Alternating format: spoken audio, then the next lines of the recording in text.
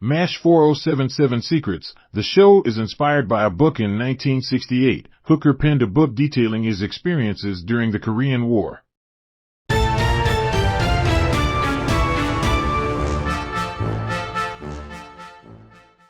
For years later, the television series was launched, running for 11 seasons. The cast changed roles initially. McLean Stevenson aimed to portray Hawkeye but opted for the role of Lieutenant Colonel Henry Blake instead. There were actual soldiers among the cast. Both Jamie Farr and Alan Alda served in the U.S. Army.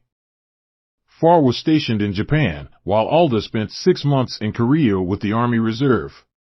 Comedian Robert Klein was offered the role of Trapper John but chose to prioritize his stand-up career instead. Wayne Roberts, who played Trapper John, was able to exit the show because he never signed a contract.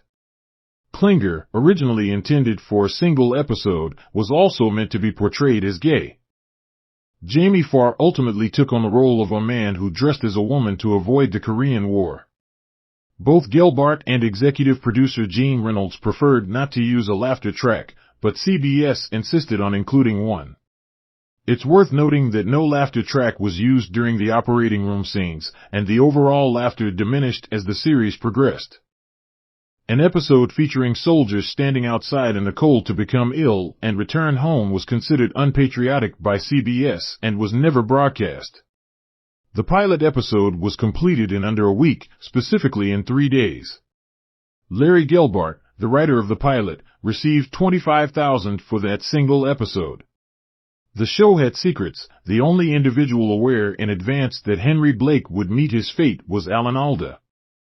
There was serious star power. Several notable stars made guest appearances on MASH before achieving fame, including Ron Howard, who portrayed an underage Marine, Leslie Nielsen, who played a colonel, and Patrick Swayze, who took on the role of a soldier with leukemia. The show's duration exceeded that of the Korean War.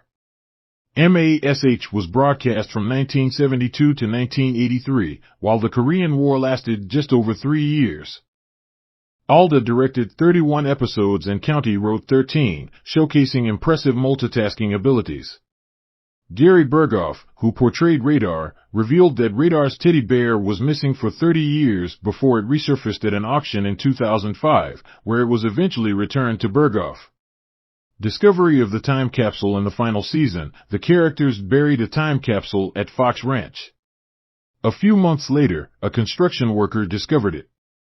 Aftermath centered on Colonel Potter, Father Mulcahy, and Klinger as they worked at a veterans hospital in Missouri, running for 2 seasons.